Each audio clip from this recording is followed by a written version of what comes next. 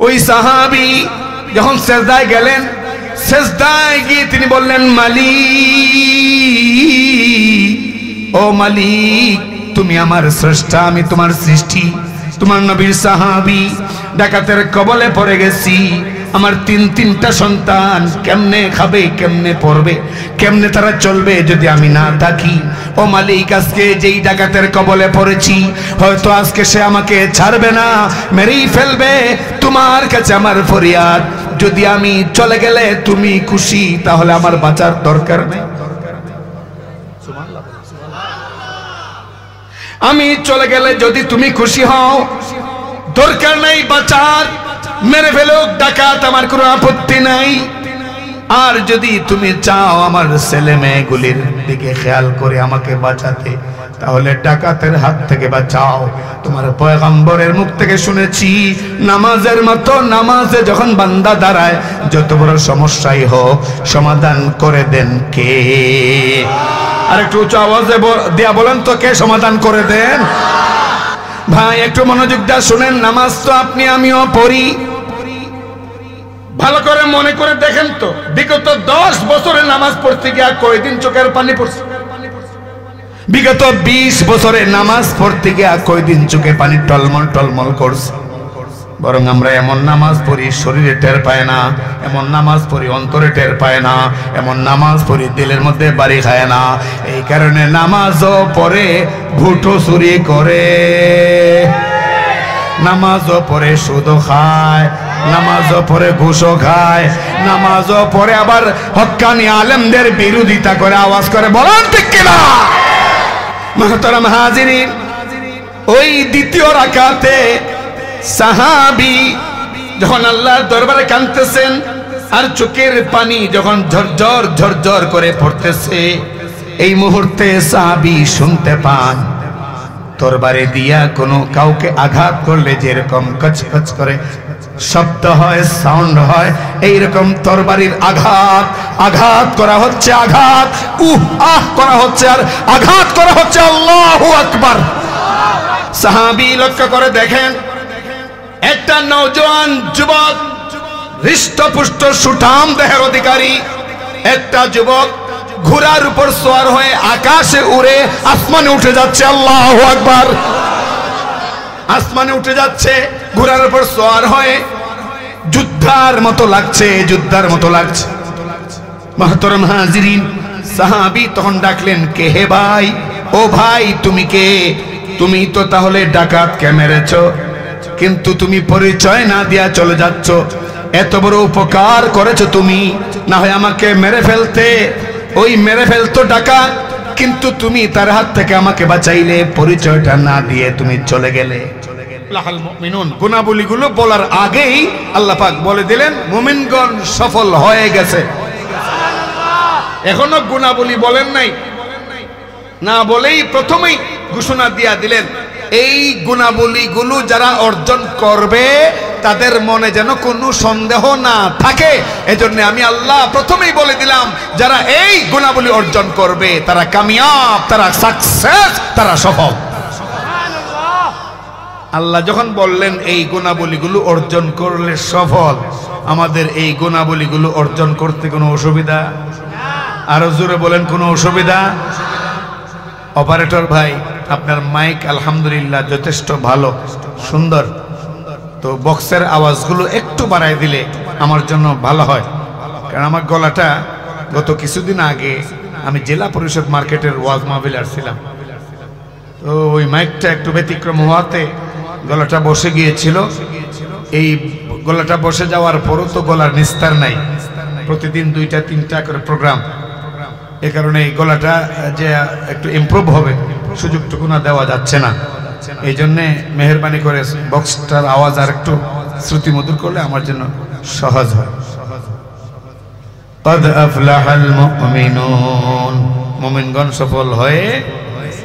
এখন কোন কোন গুণ শুনতে মন চায়নি? আওয়াজে তো মনে হয় বেশি একটা চায় না, কিন্তু যদি এরকম কোন আয়াত থাকতো, এরকম কোন ঘোষণা থাকতো যে এইগুলো শুনলে, আমল করলে, জেলা পরিষদ মার্কেটে একটা দোকান 200 ফিট পাশ 200 ফিট দৈর্ঘ্য, তাহলে কি মনে করেন সুবহানাল্লাহর আওয়াজে খেজুর বাগের গোল থাকতে পারতো? কিন্তু জেলা পরিষদের দোকান কয়দিন থাকবে? যতদিন আপনি আছেন ততদিন। আপনি যখন চলে যাবেন আর থাকবে না, তখন আপনি কবরবাসী হবেন। যাওয়ার সময় জেলা পরিষদের দোকান সাথে করে নিয়ে যাবেন। मिट्टी का घर मिट्टी में मिल जाना रे, मिट्टी का घर मिट्टी में मिल जाना रे, कई गज का सादा कपड़ा संग तेरा जाना रे, खाट पालंग बाला खाना कुछ न जाए संग रे, अरे भैया छोड़ दो दुनिया की सब जाला रे, अरे भैया छोड़ दो दुनिया की सब जाला रे। अल्लाह अकबर बोलবেন না? কয়েক গজ সাদা কাফনের কাপড়, এটাই শুধু সাথে যাবে। তাও এটা আমার সম্পদ থেকে হবে নাকি আমার ভাতিজাই দেয়া দিবে, নাকি আমার ভাই দেয়া দিবে, নাকি আমার বন্ধু দেয়া দিবে, তার কোনো গ্যারান্টি নাই। তাছাড়া বলেন তো বাড়ির কোন জিনিসটা সাথে যাবে? বিলাসবহুল ইমারত বিল্ডিং এর কোন কারুকার্য, কোন ডেকোরেশনটা সাথে যাবে? যাবে একটাও? এই যে 3-4 লক্ষ টাকার দামের খাটে অনেকে শোয়, একটা খাটও সাথে যাবে? যাবে না। ওই সাদা কাফনের কাপড়টাই যাবে, আর উপকার করার জন্য কবরে, হাসরে, মিজানে, পুলসিরাতে যাবে আজকের মাহফিল। এই যে বসলেন, 1 ঘন্টা সময় দিলেন, 2 ঘন্টা সময় দিলেন, তখন আল্লাহ পাক এটাকে ওসিলা করে 1 মিনিটে আল্লাহ ধরবেন 100 বছর, 2 মিনিটে আল্লাহ ধরবেন 200 বছর, 3 মিনিটে আল্লাহ ধরবেন 300 বছর। এইভাবে বান্দাকে মাফ করার জন্য, ক্ষমা করার জন্য একটা মাহফিলে যদি কবুল হয়, এটারই উসিলা করে আল্লাহ মাফ করে দিবেন। সুবহানাল্লাহ বলবেন না? قد أفلح المؤمنون, মুমিনগণ সফল কাম হয়ে গেছে। আল্লাহর মুখে এই কথা। আমরা তো মুমিন সবাই, কি বলেন না? কোনো সন্দেহ আছে? আমরা মুমিন। তাহলে এই কোরআনের প্রথম আয়াতে সুসংবাদ পাইলাম, আমরা সফল। বিনা কামে না কাম করা লাগবে, বিনা ভোটে না ভোট লাগে, বিনা কামে না কাম করা লাগবে। কাম ছাড়া যদি কিছু পাওয়া যায়, এই জিনিসের গুরুত্ব থাকে না। ঠিক বিনা ভোটেও কোনো দায়িত্ব পাইলে এই দায়িত্বের কোনো ভ্যালু থাকে।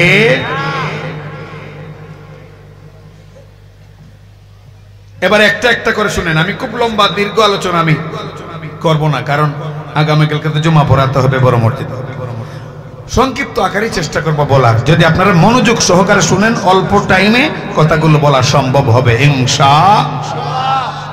1 নাম্বার, আল্লাহ বলেন সফল কাম যদি হতে চাও, সাকসেস যদি হতে চাও, কামিয়াব যদি হতে চাও, তাহলে আল্লাযীনা হুম ফি সালাতিহিম খাশিউন। আল্লাহ বলেন যারা তাদের নামাজে বিনয়ী, মানে 1 নাম্বার গুণ হলো নামাজে খুশু খুজু অবলম্বন করা, বিনয় অবলম্বন করা। বন্ধুরা আমার, নামাজের মধ্যে বান্দা যখন খুশু খুজু নিয়া দাঁড়ায় আর যখন বলে আল্লাহু আকবার, আল্লাহু আকবার, আল্লাহ ফেরেশতাদেরকে মুহূর্তের মধ্যে জমা করেন, কোটি কোটি ফেরেশতাদেরকে জমা করেন। আল্লাহু আকবার। কোটি কোটি ফেরেশতাদেরকে জমা করে বলেন, এরা সব কোটি বান্দা আমাকে বলছে আমি সবচেয়ে মহান, আমার চাইতে বড় আর কেউ নাই। এদের নেত্রীকে বলে নাই মহান, এদের নেতাকে বলে নাই মহান, দুনিয়ার কোনো মানুষকে বলে নাই মহান, বলেছে আমি আল্লাহকে। ফেরেশতারা সাক্ষী থাক, যারা আমাকে মহান বলে নামাজ শুরু করলো, কেমনে জাহান্নামে দেব? সম্ভব না, কোনোভাবেই না। আমি সিদ্ধান্ত নিয়েছি, আমি আল্লাহ এদেরকে জান্নাতুল ফেরদাউসের যাত্রী বানায়া ছাড়বো। এদেরকে আমি জান্নাতুল ফেরদাউসের যাত্রী বানায়া ছাড়বো। কিন্তু শর্ত হইল শুধু নামাজ পড়লে হবে না, নামাজের মধ্যে খুশু কাকে বলে? একাগ্র চিত্তে, নিবিড় চিত্তে একমাত্র আল্লাহকে হাজির নাজির মনে করে নামাজ পড়া। নামাজ তো অনেকেই পড়ে, পড়ে না?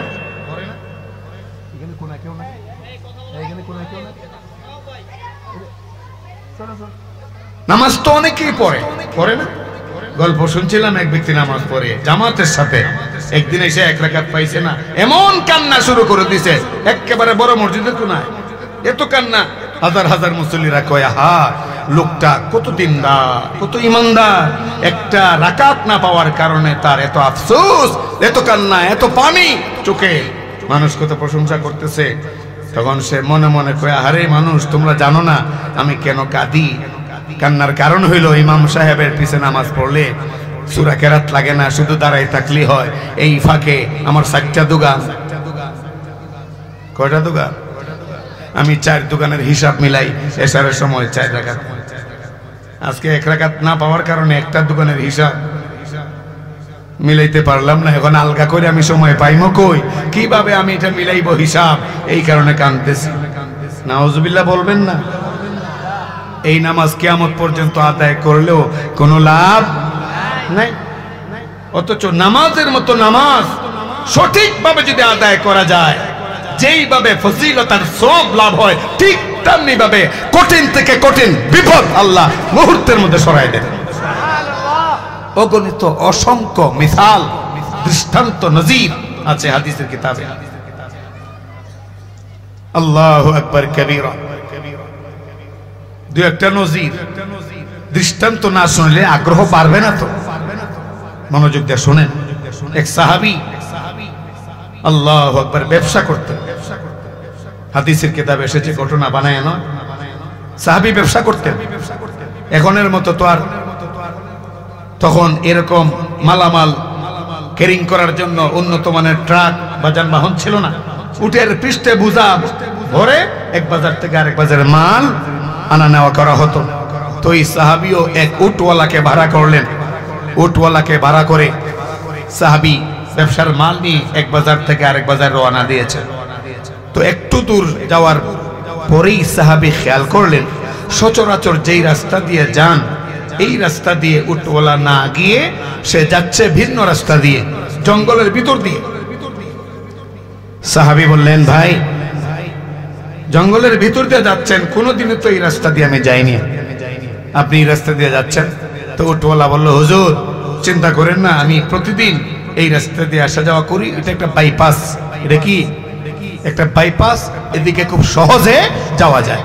তো সাহাবী, আল্লাহর নবীর সাহাবী, সরল মানুষ, বিশ্বাস করে নিলেন।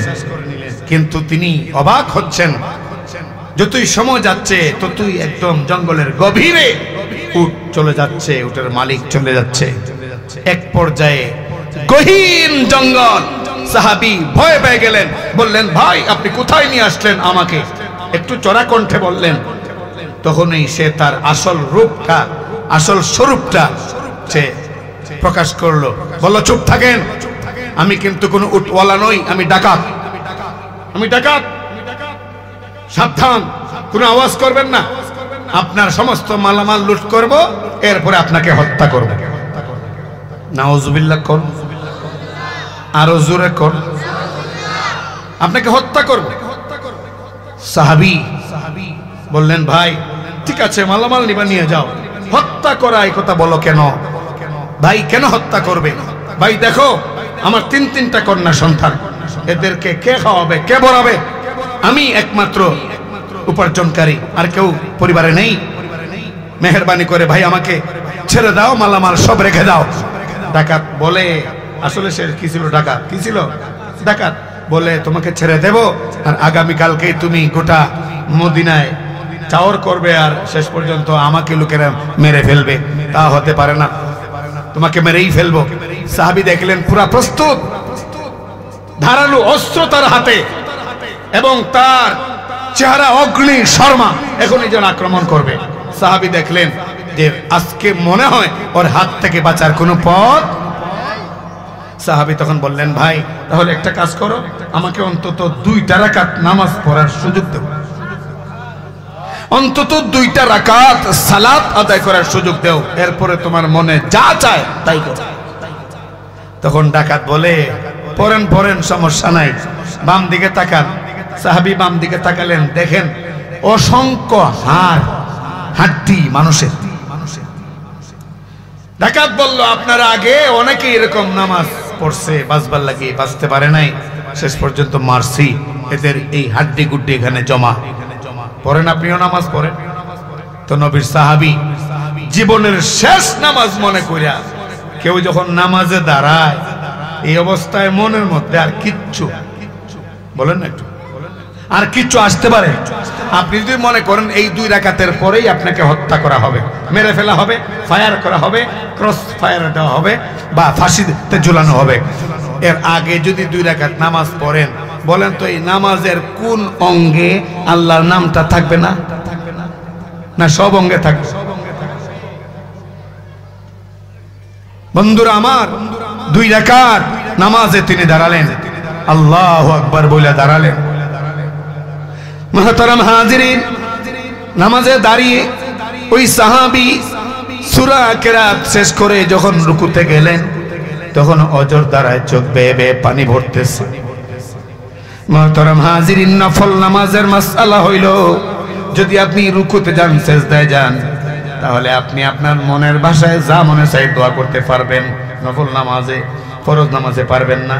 ফরজ নামাজে সুবহান রাব্বিয়াল আ'লা, সুবহান রাব্বিয়াল আযীম এটাই বলতে হবে, ভিন্ন কিছু বলতে পারবেন না। কিন্তু নফল নামাজে আপনি মনের কথা বলতে পারবেন, বাংলায়ও বলতে পারবেন মনে মনে, সুবহানাল্লাহ কোন না, বাংলায়ও মনে মনে কইতে পারবেন, আল্লাহ আমার এটা দেও, ওইটা দেও, আল্লাহ এটা করো, এটা করো। নফল নামাজের রুকুতে এবং সিজদায় নিজের মাতৃভাষায়ও বলতে পারবেন মনে মনে।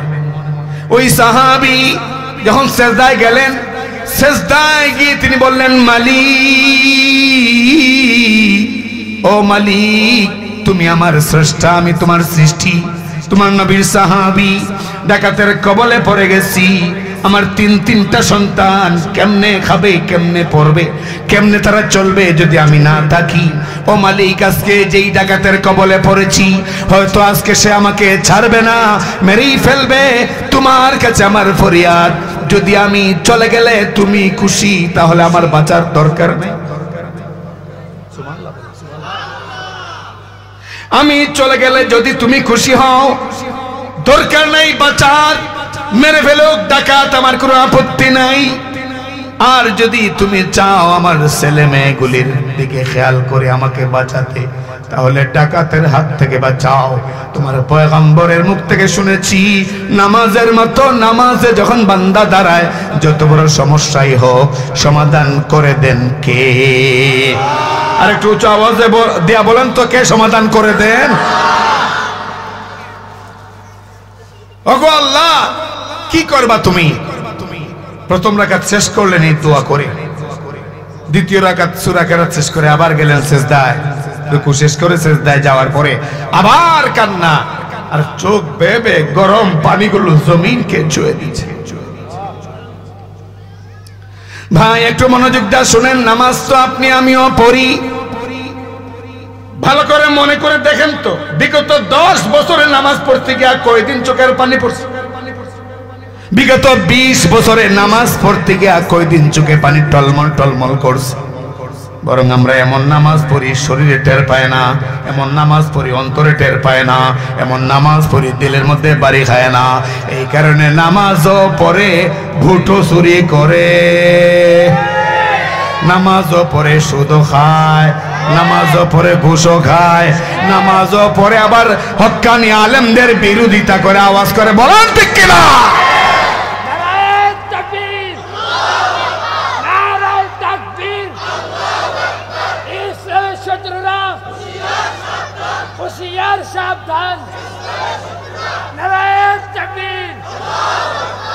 সাহাবী সেজদায় গিয়া দ্বিতীয় রাকাতের সেজদায় গিয়া এমন ভাবে কান্না শুরু করে দিলেন, হাউমাউ করে। ছোট বাচ্চারা তাদের বাপকে হারিয়ে, মাকে হারিয়ে এতিম হইয়া যেই রকম কাঁদে, এইরকম সাহাবী হাউমাউ করে কাঁদতেছেন, হাউমাউ করে কাঁদতেছেন। তার চোখের পানিতে দাড়িগুলো চুপ চুপ ভিজে গেছে এবং দাড়ি বেয়ে বেয়ে পানিগুলো জমিনে পড়ে, সেজদার পুরা জায়গাটা মরুভূমি হওয়া সত্ত্বেও ভিজে গেছে। মুহতারাম হাজিরিন, ওই দ্বিতীয় রাকাতে সাহাবী যখন আল্লাহর দরবারে কাঁদতেছেন আর চোখের পানি যখন ঝরঝর ঝরঝর করে পড়তেছে, এই মুহূর্তে সাহাবী শুনতে পান তরবারে দিয়া কোনো কাউকে আঘাত করলে যেরকম কচকচ করে শব্দ হয়, সাউন্ড হয়, এইরকম তরবারির আঘাত আঘাত করা হচ্ছে, আঘাত আহ করা হচ্ছে, আর আঘাত করা হচ্ছে, আল্লাহু আকবার, আঘাত করা হচ্ছে। যথারীতি সাহাবী নামাজ শেষ করলেন। সাহাবী নামাজ শেষ করে সালাম যখন ফিরাইলেন, দেখেন ওই যে ডাকাত, এর মাথা এক জায়গায় আর দেহটা আরেক জায়গায়। এইভাবে আল্লাহু আকবার বললে তো শান ঠিক থাকে না, উচ্চ আওয়াজে বলি আল্লাহু আকবার। দেহটা এক জায়গায় পড়ে আছে, মাথাটা আরেক জায়গায় পড়ে আছে। সাহাবী লক্ষ্য করে দেখেন একটা নওজোয়ান যুবক, হৃষ্টপুষ্ট সুঠাম দেহের অধিকারী একটা যুবক ঘোড়ার উপর সওয়ার হয়ে আকাশে উড়ে আসমানে উঠে যাচ্ছে। আল্লাহু আকবার। আসমানে উঠে যাচ্ছে ঘোড়ার উপর সওয়ার হয়ে, যুদ্ধার মতো লাগছে, যুদ্ধার মতো লাগছে। মুহতারাম হাজিরিন, সাহাবী তখন ডাকলেন, কে হে ভাই? ও ভাই তুমি কে? তুমি তো তাহলে ডাকাতকে মেরেছো, কিন্তু তুমি পরিচয় না দিয়া চলে যাচ্ছ। এত বড় উপকার করেছো তুমি, না হয় আমাকে মেরে ফেলতে। ওই মেরে ফেলতো ডাকাত, কিন্তু তুমি তার হাত থেকে আমাকে বাঁচাইলে, পরিচয়টা না দিয়ে তুমি চলে গেলে। ওই যুবকে জবাব দেয়, রে আল্লাহর বান্দা, তুমি কি ভাবছো আমি কোনো মানুষ? আসলে আমি মানুষ না। তুমি যখন দ্বিতীয় রাকাতের সেজদায় গিয়ে কাঁদতে কাঁদতে দাড়ি মুবারক সহ ভিজিয়ে ফেলছো, ওই মুহূর্তে আল্লাহ ডাক দিলেন, আমি ছিলাম চতুর্থ আসমানে। আল্লাহু আকবার, উচ্চ আওয়াজে আল্লাহু আকবার। আমি ছিলাম চতুর্থ আসমানে। আল্লাহ বলছেন, আয় তাড়াতাড়ি, আমার বান্দা জমিনে বিপদে পড়েছে, মদিনায় আয়, আমার বান্দাকে হেফাজত করতে হবে। কারণ আমি বান্দার প্রতি কমিটমেন্ট, যে বান্দা যদি সঠিকভাবে নামাজের দ্বারায় পরিপূর্ণ হক আদায় করে, নামাজের দ্বারায় সাহায্য করব আমি, যত বড় বিপদই হোক। আমার বান্দা সঠিকভাবেই সালাত আদায় করেছে, নামাজ আদায় করেছে, কে আমার বান্দাকে হেফাজত কর। ওই জওয়ান বলে যায়, যদি এরকম সাহায্য সব সময় পেতে চান, এইভাবে নামাজ পড়বেন। আল্লাহু আকবার বলেন। আমরা এইভাবে নামাজ পড়বনি, পড়বনি, পড়বনি। আমাদের নামাজে কিন্তু অনেক গলত, অনেক গলত, অনেক ভুল। নামাজের মধ্যে অনেক অবহেলা, অনেক অনাগ্রহতা। এই কারণে নামাজের ফসল আমরা গড়ে তুলতে পারি। সাহাবায়ে কেরাম যা নামাজ পড়ছেন ফসল গড়ে উঠছে, কিন্তু আমাদের নামাজের ফসল ঘরে উঠে। গত 3-4 বছর আগে ঢাকা থেকে যাচ্ছি সিলেটে প্রোগ্রামে, তো বিশ্ব রোড একটা জায়গা আছে ব্রাহ্মণবাড়িয়া, ওইখানে যাওয়ার পর এক মসজিদে আসরের ওয়াক্ত আরো অনেক আগেই হয়ে গেছে, সুবিধা মতো জায়গা পাচ্ছিলাম না। অপেক্ষা করছিলাম যে দেখি সামনে সিএনজি পাম্প আসলে গ্যাসও ভরে নেব, নামাজও পড়বো। তো খাজা গরিবে নওয়াজ একটা, এই নামে একটা সিএনজি পাম্প আছে বিশ্ব রোডে। ওইখানে যাওয়ার পর গ্যাস ভরলাম, এরপর ড্রাইভারকে বললাম চলো নামাজ পড়ি। তো আমরা দুজন জামাতে নামাজ পড়লাম, আর কেউ ছিল না। তো নামাজ পড়ার পরে আমরা তসবিহ পড়তেছি, এমন সময় একজন লোক এসে নামাজে দাঁড়াইছে। এক রাকাত পড়ে দ্বিতীয় রাকাতে দাঁড়াইছে, এমন সময় আইছে কল, ওই লোকের কল আইছে। আমরা তাকাই রয়েছি, এখানে তো নামাজ, এখানে মোবাইলটা বের করে কয়, রাত নামাজ পড়তেছি, তোর লাগে নামাজও করতে পারতাছি না, নামাজ শেষ করে কথা কই। ভাবছি তো নামাজ তো শেষ হোক, এখন তো আবার নতুন করে না, আবার তৃতীয় রাকাতে লেগে দাঁড়িয়েছে। কি করেন আপনার নামাজ হয়েছে? আরো জোরে এখন মসজিদে মাঝে মধ্যে দেখেন এক এক মুসল্লির কি অবস্থা। নামাজে দাঁড়িয়ে আছে তো চোখ মসজিদের দেওয়াল গড়িতে, নামাজে দাঁড়িয়ে আছে চোখ আরেকজনের টুপির দিকে, নামাজে দাঁড়িয়ে আছে আবার নামাজে দাঁড়িয়ে। আমি ভালো ভালো নেতাদেরকেও দেখছি, ভালো ভালো নেতাদেরকেও দেখছি নামাজে দাঁড়িয়ে এগুলি করে। নামাজ হবে? হাদিস শরীফ আসছে নামাজে দাঁড়িয়ে যখন সেজদার জায়গা ছাড়া ভিন্ন কোথাও বান্দার নজর পড়ে, হাদিসের মধ্যে পরিষ্কার লেখায়, মুসলিম শরীফে আছে, বুখারীর মধ্যে আছে, যতক্ষণ বান্দার নজর সেজদা পর্যন্ত থাকে ততক্ষণ আল্লাহর নজর বান্দা পর্যন্ত থাকে। মানে নামাজে দাঁড়িয়ে যতক্ষণ বান্দা সেজদায় জায়গার মধ্যে পরিপূর্ণভাবে নজর দিয়ে রাখে ততক্ষণ আল্লাহ পাকের নজর বান্দার দিকে থাকে। যখন এই সেজদার জায়গা থেকে নজরটা সরে যায় তখনই আল্লাহও বান্দা থেকে নজর সরায় ফেলে। তো আমাদের নামাজে অনেক ত্রুটি আছে, আছে না নাই? গত ক বছর আগে, 2-3 বছর আগে বড় নেতা আবার মন্ত্রীও সে বলতেছে আগামী অমুক তারিখে ঈদুল ফিতরের নামাজে জানাজা অনুষ্ঠিত। শুনছেন না আপনারা? ঈদুল আজহা, ঈদুল আজহার নামাজে জানাজা অনুষ্ঠিত হইব। মানে ঈদ মানুষের মুসলমানরা আনন্দ ফুর্তি করবে, এটা সব দাফন করে নিত, এগুলো থাকতো না। এই অবস্থা না, ঈদের নামাজের জানাজা হয়, আনকমন কথা না। এটা কেন হয়েছে জানেন? ধর্মের সাথে সম্পর্ক। আরো জোরে বলেন, ধর্মের সাথে সম্পর্ক। ভালো করে মনে রাখবেন, রাজনীতি যাই করেন ধর্ম থেকে দূরে সরবেন, আল্লাহ থেকে দূরে সরে যাবেন, রসুল থেকে দূরে সরে যাবেন, জান্নাত থেকে দূরে সরে যাবেন, শুধু শয়তানের কাছাকাছি যাবেন। আর ধর্মের কাছে থাকবেন, সবকিছুর মধ্যে বরকত দিবেন কে? এটা যেন মনে থাকে আমাদের। রাজনীতি ধর্মের বাইরে নয়। রাজনীতি ধর্মের বাইরে কেউ যদি বলে আর বিশ্বাস করে ধর্মের মধ্যে কোনো রাজনীতি নাই, তাহলে সে এই কথা বলতে বাধ্য হতে হবে পেয়ারা নবী মুহাম্মদ সাল্লাল্লাহু আলাইহি ওয়াসাল্লাম মদিনার শাসন ক্ষমতা নেন নাই না? নিয়েছিলেন। হযরত ওমর আদাটা দুনিয়া শাসন করেছেন। এই ইতিহাস কি ভুল না সহি? এই ইতিহাস কি ভুল না বিশুদ্ধ? আল্লাহু আকবার। আল্লাহ বুঝার তৌফিক দান করুন। তো 1 নাম্বার গুণ নামাজে খুশু খুজু, নামাজে খুশু খুজু। আল্লাহু আকবার। খুশু খুজুর সঙ্গে যখন নামাজে ঠিকঠাক মতে এইরকম হাত দিয়া সুন্দর করে যখন নামাজে দাঁড়ায়, আল্লাহু আকবার, আর যখন শুরু করে আলহামদুলিল্লাহি রাব্বিল আলামিন, হাদিস শরীফে আছে রাসূল করিম সাল্লাল্লাহু আলাইহি ওয়াসাল্লাম বলেন তখন বান্দার সাথে আল্লাহ কথা বলা শুরু করে দেয়। কথা বলা আল্লাহ শুরু করে দেন, বান্দার সাথে কথা বলা শুরু করে দেন। কেমনে? বান্দা কয় আলহামদুলিল্লাহি রাব্বিল আলামিন।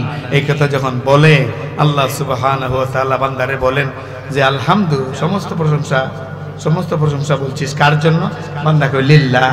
আল্লাহ বলেন আল্লাহ আবার কে? লিল্লাহ। আল্লাহর জন্য বললে যে আল্লাহ আবার কে? কয় রব্বুল আলামিন। আবার আল্লাহ আবার প্রশ্ন করেন রব্বুল আলামিন কে? বান্দা কয় আর রহমান, যিনি রহমান তিনি। আল্লাহ বলেন রহমান আবার কে? কয় আর রহিম, যিনি রহিম তিনি। আল্লাহ আবার প্রশ্ন করেন রহিম কে? কয় মালিক ইয়াউমিদ্দিন, বিচার দিবসের যিনি মালিক তিনি রহিম, তিনি রহমান, তিনি রব্বুল আলামিন, তিনি আল্লাহ, তার জন্য সমস্ত প্রশংসা। তখন হাদিসে আছে আল্লাহ পাক তখন বলেন বান্দারে যিনি আর তিনি করে আমারে দূরেতে লাগেসকেল লাগে, আমি তোর শাহরগের চাই তোর নিকটে, একদম কাছে। এখন তুই যা বলবি আমি আল্লাহ সব শুনবো। ক কি বলতে চাস ক। তখন বান্দা কয় ইয়াকা না'বুদু ওয়া ইয়াকা নাস্তাঈন। আল্লাহ তুমি যখন আমার একদম শাহরগের চাইতে আরো নিকটে, তাহলে মনের একটা গোপন কথা তোমাকে বলি, আমি ইবাদত বন্দেগী যা করি আল্লাহ তোমার জন্য, আর সাহায্য চাইলেও তোমার কাছেই চাই। তখন আল্লাহ কি বলেন জানেন? আল্লাহ তখন বলেন হাদা বাইনি ওয়া বাইনা আবদি ওয়া লিআবদি মা সাআল। আল্লাহ তখন বলেন বান্দা যে এই আয়াতটা তেলাওয়াত করলো, আমি এটা দুইটা ভাগ করলাম, দুইটা ভাগ করে অর্ধেকটার মালিক আমি নিজে রয়ে গেলাম, আর অর্ধেকটার মালিক আমার বান্দারে বানায় দিলাম। আয়াতের মালিক আবার বান্দা হয় কেমনে? ব্যাখ্যা বোঝার দরকার আছে না নাই? মুহাদ্দিসিনে কেরাম বলেন এর ব্যাখ্যা হলো আল্লাহ বলেন ইয়াকা না'বুদু, যে বলছিস এটা শুধু আমার প্রাপ্য। তোরা ইবাদত করবে, বন্দেগী করবে একমাত্র আমি আল্লাহর। আল্লাহ ছাড়া কারো ইবাদত করতে পারবি, এটা তোদের দায়িত্ব। আর পরে যে বললি ওয়া ইয়াকা নাস্তাইন, সাহায্য, এই সাহায্য দেওয়ার একমাত্র পাওয়ারফুল সত্তা হইলাম আমি আল্লাহ। আমার কাছে সাহায্য চা, আমি তোদেরকে সাহায্য দেব। এই জন্যে দুনিয়ার সব কাছে সাহায্য চাইবো কার কাছে? আওয়াজ করে বলুন না, কার কাছে? তো এক নাম্বার হইল নামাজে খুশু খুজু। কামিয়াব সফল মুমিনের যে কয়েকটা গুণ আল্লাহ তুলে ধরেছেন, যারা জান্নাতুল ফিরদাউসের অংশীদার হবে, এর এক নাম্বার গুণ হইল নামাজে খুশু খুজু অবলম্বন করব তো ইনশাআল্লাহ। দুই নাম্বার আল্লাহ বলছে ওয়াল্লাযীনা হুম আনিল লাগওয়ি মুরিদুন। লম্বা করব না, আমি ওয়াদা দিলাম 10 থেকে 15 মিনিটের মধ্যে বাকিগুলো বলে ফেলবো ইনশাআল্লাহ, আপনারা চিন্তিত হবেন। ওয়াল্লাযীনা হুম আনিল লাগওয়ি মুরিদুন, আল্লাহ বলেন 2 নাম্বার হলো যদি জান্নাতুল ফিরদাউসের অংশীদার হতে চাও, সত্যিকার অর্থে যদি জান্নাতি হতে চাও, জান্নাতি বনতে চাও, সত্যিকার অর্থে যদি কামিয়াব আর সাকসেস হতে চাও, তাহলে 2 নাম্বার গুণ অর্জন করো, আর সেটা হলো অহেতুক কথা এবং কাজ, অযথা কথা এবং কাজ থেকে দূরে সরে থাকো। মানে অযথা কাজ আর কর্ম করবা না। অযথা কোনো কাজ করা যাবে, অযথা কোনো কথাও বলা যাবে। এই সমাজের বহু মানুষ অযথা কাজ করেনি। কি সমস্যাটা কি? অযথা কোনো কাজ এই সমাজের অনেকে করেনি। এই যে এটার নাম কি? এখন এটার নাম নিতে শরম লাগে, অথচ এটার মধ্যে লাইফ, হ্যাঁ, বহু মানুষের জীবন এটার মধ্যে রাত 3টা-4টা পর্যন্ত এটারে সঙ্গ দেয় পরম বন্ধু হিসাবে। এইটা বের হওয়ার পরে অযথা কাজ আর কর্মের পরিমাণ আকাশ ছোঁয়া বেড়ে গেছে। আরো জোরে এখন ঠিক না? এই যে একদল বেরোছে টিকটকার, টিকটক করে, হ্যাঁ, অযথা অহেতুক মিথ্যা বিষয়টারে টিকটকের মধ্যে সাবজেক্ট বানায়। ভালো করে মনে রাখবেন, কলেমা একটারও নসিব হবে না যদি তওবা না করে। কলেমা একটারও নসিব হবে না। পরিষ্কার হাদিস, পরিষ্কার হাদিস, যারা মিথ্যা দিয়া ব্যবসা বাণিজ্য করে, মিথ্যাকে মাধ্যম বানায় পেট ফালার, এদের কালেমা নসিব যদি তওবা না করে কালেমা নসিব হয় না। এই যে টিকটকের প্রত্যেকটা সাবজেক্ট মিথ্যা। 2-4 জনে ঠিক করে, বাকিরা এখনো বুঝেই নাই। হ্যাঁ, এই টিকটক গুলো যে করে, সত্য কোথায়টা করে? সত্য জিনিসটা করে না মিথ্যা? নকল, বানোয়াট, বাটপারি যত ধরন আছে সব প্র্যাকটিস হয় টিকটকে। আর যখন ঠিক কিনা? আর এই টিকটকে এইরকম নকল, বাটপারি এরকম প্র্যাকটিস হতে হতে এই টিকটকের মাধ্যমে খুন খারাপি কেমনে করা হয় এই প্রশিক্ষণ এখন চলতেছে। সতর্ক হন, নিজের সন্তানকে বাঁচান, নিজে বাঁচুন, সন্তানকে বাঁচান। পরিষ্কার কোরআনে আল্লাহ বলছেন কু আনফুসাকুম ওয়া আহলিকুম নারা, নিজে বাঁচো। হ্যাঁ, স্মার্টফোন স্ত্রীকে কিনে দিলেন, আপনার নিজের হাতে নিজের পরিবার ধ্বংস করলেন, নিজের হাতে নিজের পরিবারকে ধ্বংস করলেন।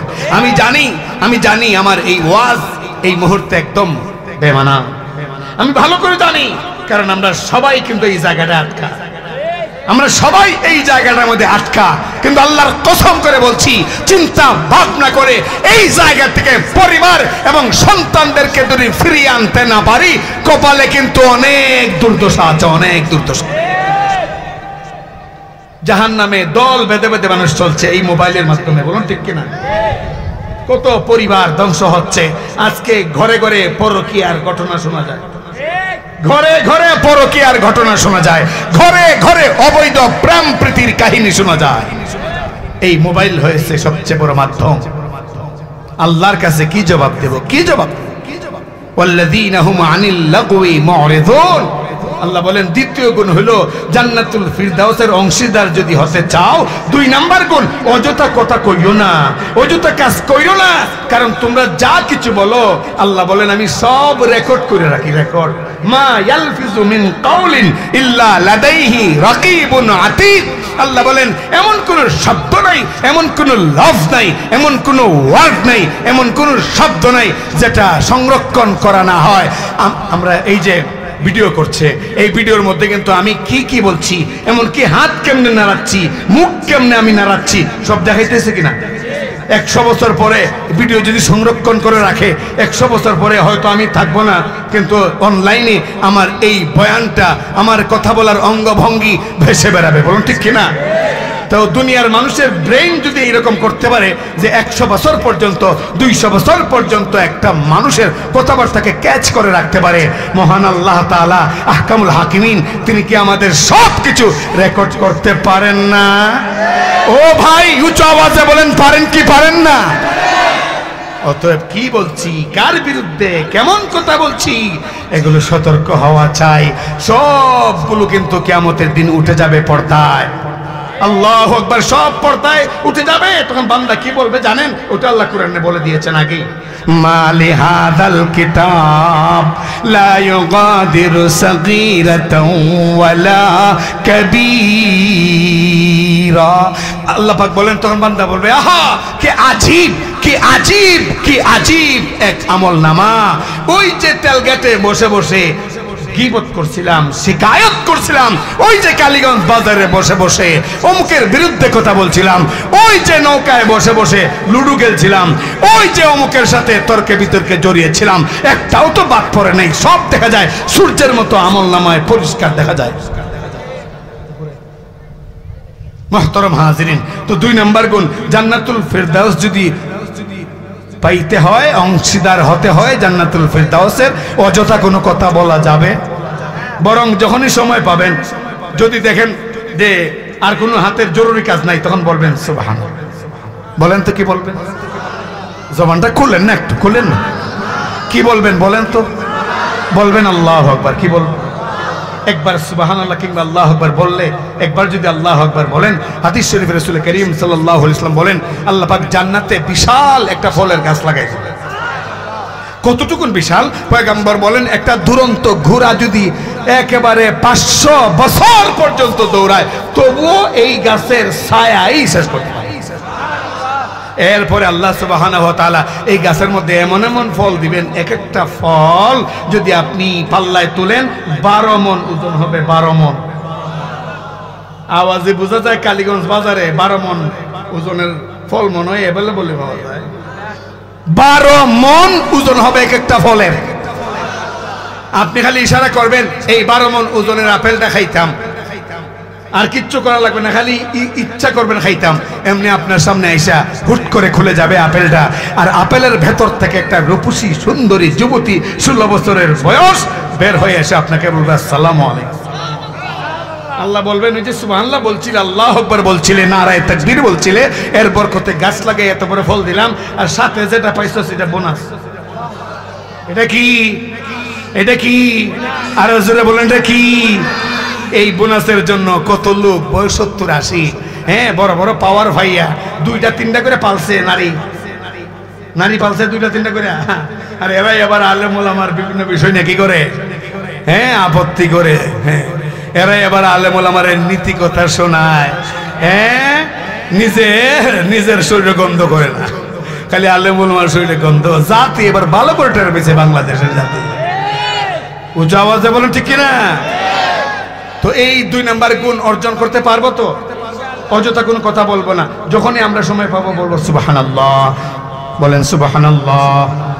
সবাই জবান খুলি সুবহানাল্লাহ বলবো, আলহামদুলিল্লাহ বলবো, আল্লাহু আকবার। আল্লাহু রাজি আছি তো ইনশাআল্লাহ? তাহলে আমলনামা বাড়ি হবে। আরে ভাই, বুদ্ধি থাকলে আমলনামা বাড়ি করে একদম সহজ। আরে করেন না আপনার রাজনীতি, করেন না আপনার ব্যবসা, করেন না আপনার পরিবার চালান না, সমস্যা কি? দুনিয়ার সব কাজ করেন। দোকানে বসছেন, এই বসে থাকেন, কাস্টমার যখন নাই সুবহানাল্লাহ। আরেকজনে বইলা লাভ কি? আরেকজনকে শোনায় বলার দরকার নাই, শুনাইবেন তো। সমাজে বহু লোক কেমন আছে, একজনে ইবাদত করুক এটা চায় না, ঠিক না? এই জন্য কোনো লোক আগে দাঁড়িয়ে রাখতো না, এখন দাঁড়িয়ে রাখছে। কোনো হুজুরের ওয়াজ শুনে অথবা হাদিস শুনে দাঁড়িয়ে রাখছে। এখন কিছু দুষ্ট পোলাপান, দুষ্ট লোক আছে সমাজে, দেখলে কি মাশাআল্লাহ বড় মসজিদের খতিব লোক পঞ্চায়েত হয়ে গেছে, হ্যাঁ ঠিক কিনা? বাট আগে নামাজ পড়তো না, যাই হোক ভুল করছে, এখন বুঝতে পারছে, এখন সে নামাজ ধরছে, নামাজ আসা যাওয়া করছে। কে বাবা কাবা শরীফ ইমাম দি, ঠিক কিনা? যাও নামাজ ধরছিল এই চিৎকারের কারণে কি? তো আপনিও জোরে জোরে বলা দরকার নাই, কারণ শোনাইয়া বলা দরকার নাই, আপনি মনে মনে সুবহানাল্লাহ, আলহামদুলিল্লাহ, আল্লাহু আকবার। আরো একটা তাসবিহ আছে খুব সুন্দর, পয়গম্বর বলছেন, এটা আছে বুখারীর মধ্যে ৭,০০০ হাদিস। কয় হাজার হাদিস? এই ৭,০০০ হাদিসের সর্বশেষ হাদিস পয়গম্বর আলাইহিস সালাম বলেন, কালিমাতানে খাফিফাতানে আলাল লিসান সাকিলাতানে ফিল মিজান খাফিফাতানে আলাল লিসান সুবহানাল্লাহি ওয়া বিহামদিহি সুবহানাল্লাহিল আযীম সুবহানাল্লাহি ওয়া বিহামদিহি সুবহানাল্লাহিল আযীম। পয়গম্বর বলেন, কালিমাতানে হাবিবাতানে ইলার রহমান। পয়গম্বর বলেন, রহমানের কাছে দুইটা কালেমা বড় প্রিয়। সাকিলাতানে ফিল মিজান, আর মিজানের পাল্লায় দুইটা কালিমা বড় ভারী। খাফিফাতানে আলাল লিসান, কিন্তু জবানে উচ্চারণ করা একদম সহজ। সুবহানাল্লাহ। এরপরই পয়গম্বর বলেন, সুবহানাল্লাহি ওয়া বিহামদিহি সুবহানাল্লাহিল আযীম।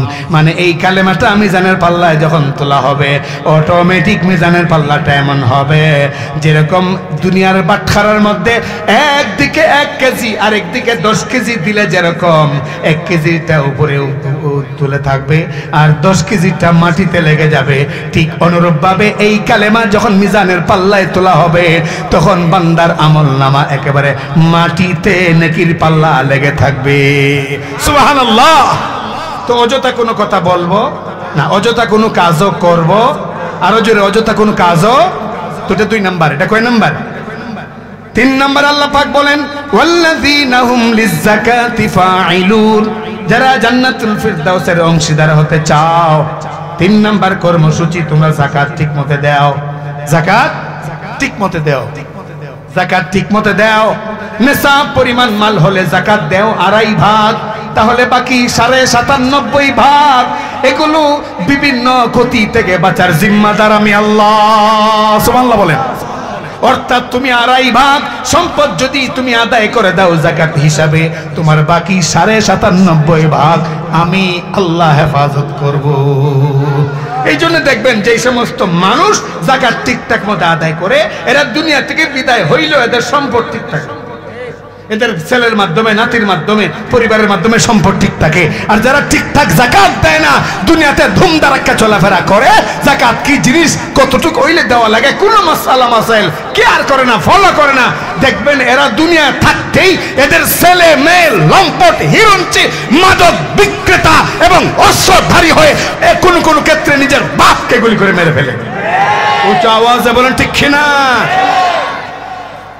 ৩ নাম্বার গুণ, যাকাত ঠিকমতো আদায় করো। যাকাত মালের হয়, দেহের হয়। এই যে আজকে মাহফিলে বসলেন আর আল্লাহ আকবার বললেন, ঠিক বললেন, বেঠিক বললেন, মাহফিলের কি চাহিদা অনুযায়ী এই যে শক্তি খাটাইয়া, গতর খাটাইয়া কষ্ট করে বয়ান শুনতেছেন, এটা হইল দেহের যাকাত। কিসের যাকাত? দেহের যাকাত। এই বাংলাদেশে এমনও কপাল ভরা আছে যে যুগের পর যুগ যায়, দেহের যাকাতটা আদায় করে না। নামাজ দেহের যাকাত, তওয়াফ করা দেহের যাকাত, মিনা মুজদালিফা আরাফার মাঠে অবস্থান করা দেহের যাকাত। তো এটা ৩ নাম্বার গুণ। ৪ নাম্বার আল্লাহ পাক বলেন, ওয়াল্লাযীনা হুম লিয-যাকাতি ফাঈলুন ওয়াল্লাযীনা হুম লিফুরুজিহিম হাফিজুন। আল্লাহ বলেন, যদি জান্নাতুল ফিরদাউসের অংশীদার হতে চাও, তাহলে তোমাদের লজ্জাস্থানকে হেফাজত করো।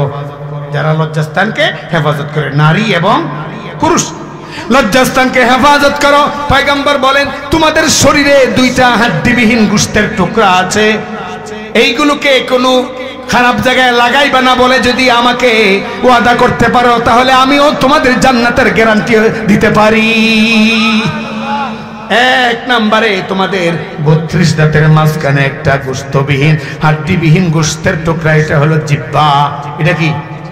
জিহ্বা, এটাকে যদি হারাম থেকে বাঁচাতে পারো, এটাকে যদি হারাম থেকে বাঁচাতে পারো, হারাম খাওয়া কিংবা মিথ্যা বলা, মিথ্যা বলা, গীবত, শিকায়ত করা, এগুলো থেকে বাঁচাতে পারো।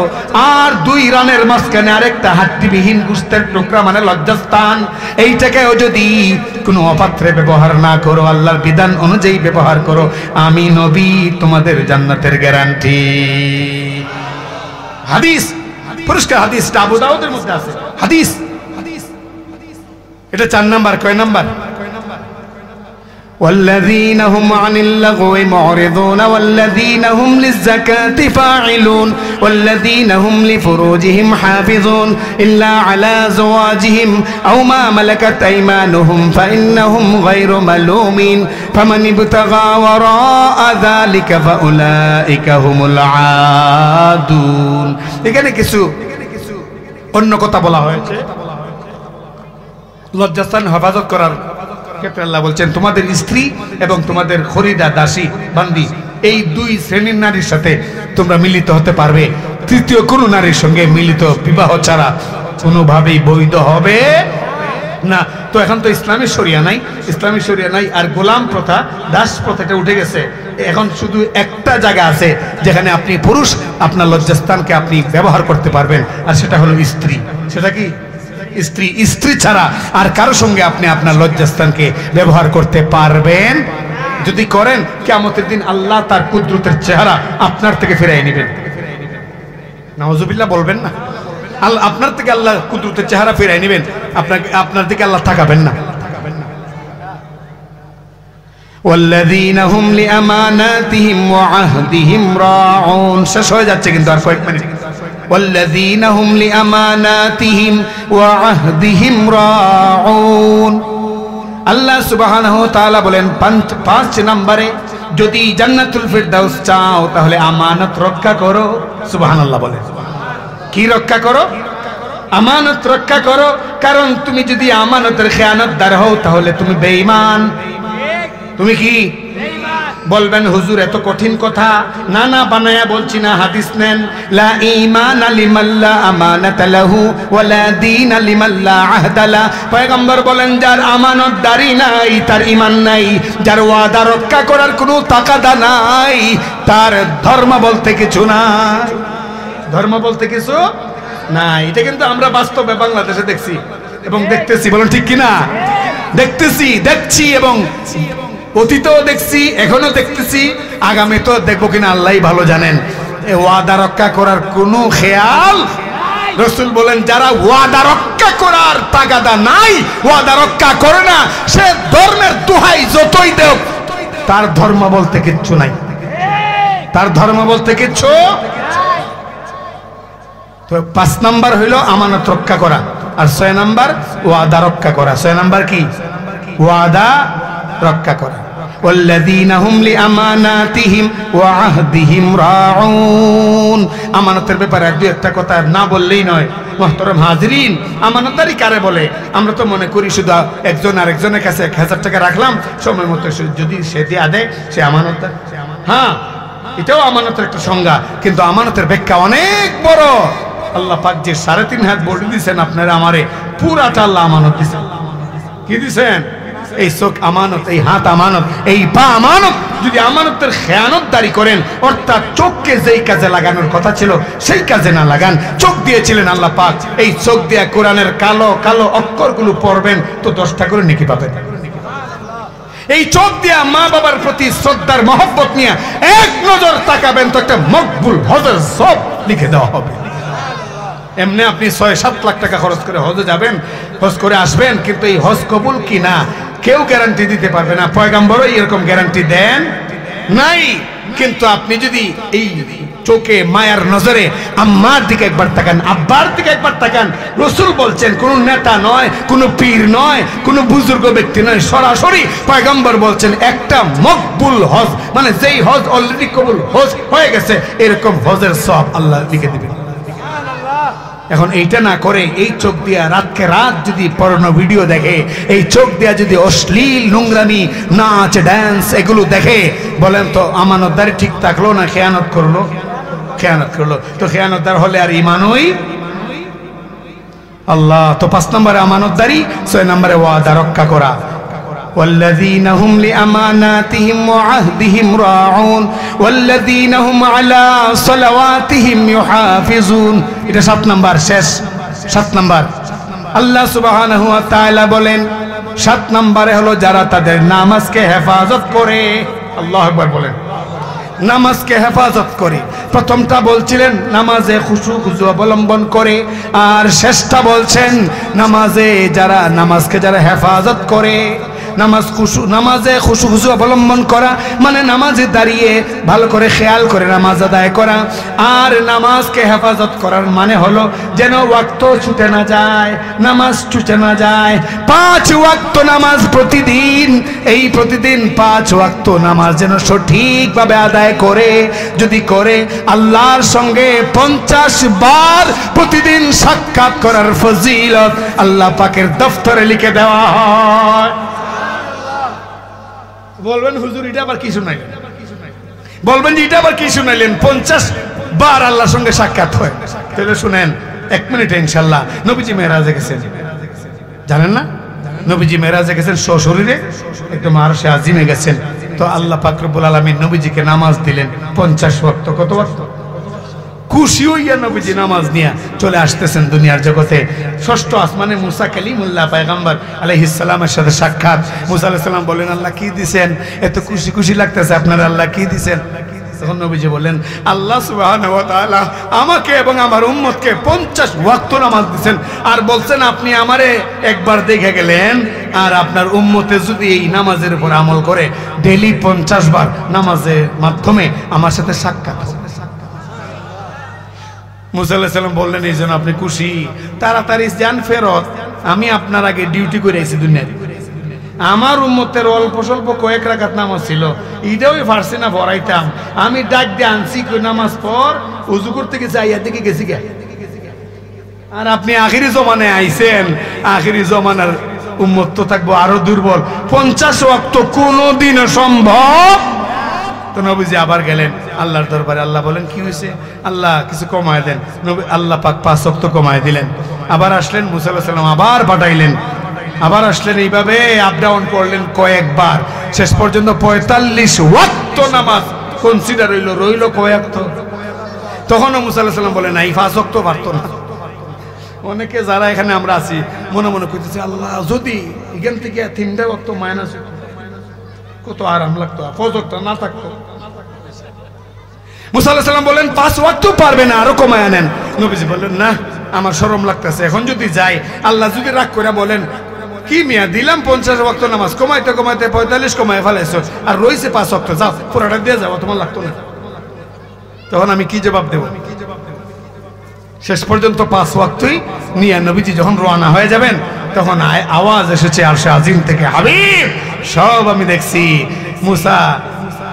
মুসা আপনাকে বলছে যে যেন আরো কমান। হ্যাঁ মুসা বাস্তব অভিজ্ঞতা থেকে বলছে, কারণ বনি ইসরাইল এরা খুব খারাপ ছিল। কতটুকু খারাপ ছিল এখন বুঝো না? ইসরাইল এখনো যে ইসরাইল ওটা ওগুলার বংশধর। কোনগুলার বংশধর? হ্যাঁ এই ইসরাইল ওই বনি ইসরাইলের বংশধর। তাহলে ওরা কেমন ছিল এদেরকে দেখলে একটু বোঝা যায় না? মুহতারাম হাজিরিন, আল্লাহ তখন বললেন অসুবিধা নাই 5 ওয়াক্তই নিয়ে যাও, কিন্তু আমি আল্লাহর একটা বিধান যা বরাদ্দ করি ফিরাইয়া নেই। যেহেতু 50 ওয়াক্ত বরাদ্দ করছি, নামাজ আদায়ের ক্ষেত্রে 45 ওয়াক্ত মাইনাস হয়েছে ঠিক, ফজিলতের ক্ষেত্রে 1 ওয়াক্ত মাইনাস হয় নাই। 5 ওয়াক্ত আমি প্রত্যেক ওয়াক্ত 10 ওয়াক্তের পরিমাণ সওয়াব দেব,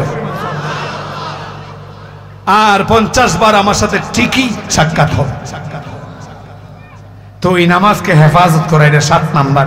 ওয়াল্লাযীনা হুম আলা সালাওয়াতিহিম ইউহাফিজুন উলাইকা হুমুল ওয়ারিসুন উলাইকা হুমুল ওয়ারিসুন আল্লাযীনা ইয়ারিসুনাল ফিরদাউস হুম ফিহা খালিদুন।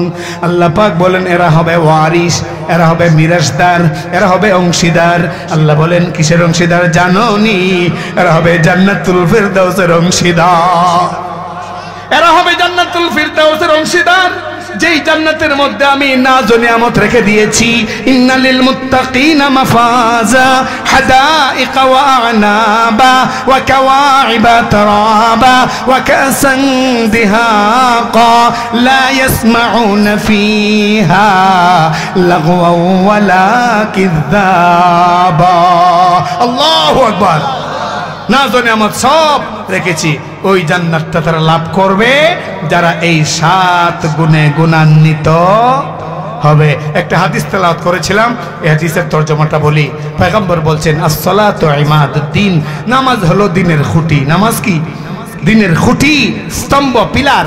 ফামান আকামাহা ফাকাদ আকামাদ্দিন, যে এই নামাজ প্রতিষ্ঠা করে সে দ্বীনকে প্রতিষ্ঠা করে, দ্বীনকে টিকায় রাখে।